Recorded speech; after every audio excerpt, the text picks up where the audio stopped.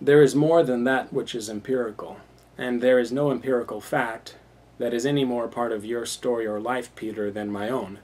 The facts stand for all. They are not the interpreters of themselves, we are. As I walked out to check the mail, I noticed each breath I was taking. The fact is, I breathe.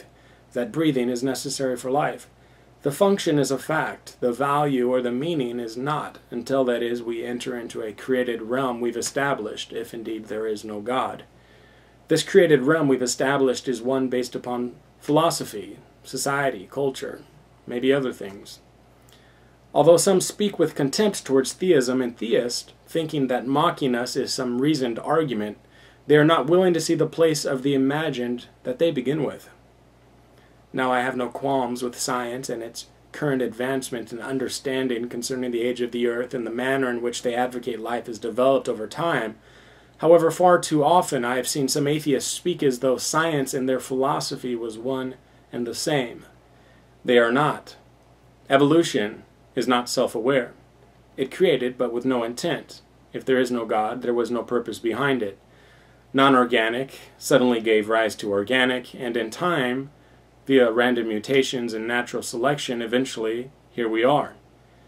Here we are, that which is self-aware, creating with intent, attributing purpose, meaning, value, going beyond the physical and reaching the conceptual.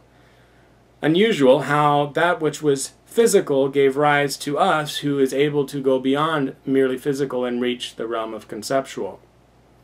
I'm not against scientific explanation or interpretation regarding the facts of what has transpired over time. However, I will not sit back and let people suppose that they have some more valid claim to their belief that there is no God than I do that there is.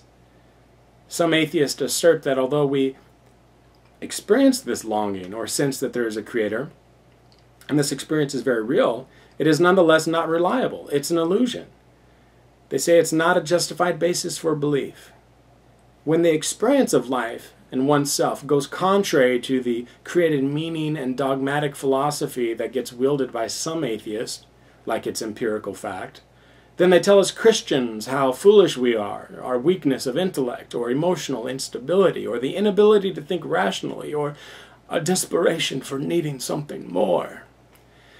Folks, as time has gone by here on YouTube, I have seen the facade of anger and ridicule hurling from the mouths of some atheists, and it is nothing more than the feeble hand of fog, desiring to present itself as strong and true, but you only need to step back and see that those with their created meaning have nothing to offer you. 2 questions.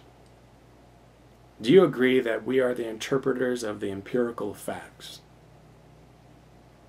Is there any common ground that we share in the realm of philosophy that will help move conversation forward regarding the question of God? Finally, allow for me to be clear. Yes, atheists can live lives of purpose and enjoyment. Yes, atheists can be moral, just as theists can be moral. Yes, atheists have the capacity, just as any other human has the capacity, to raise up children that are a benefit to society and their culture in which they live in.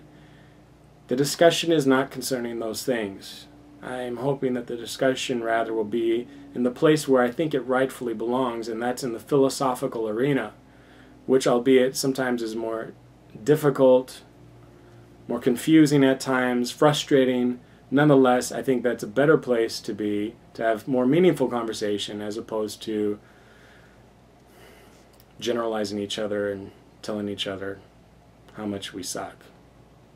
So, y'all take care. Peace.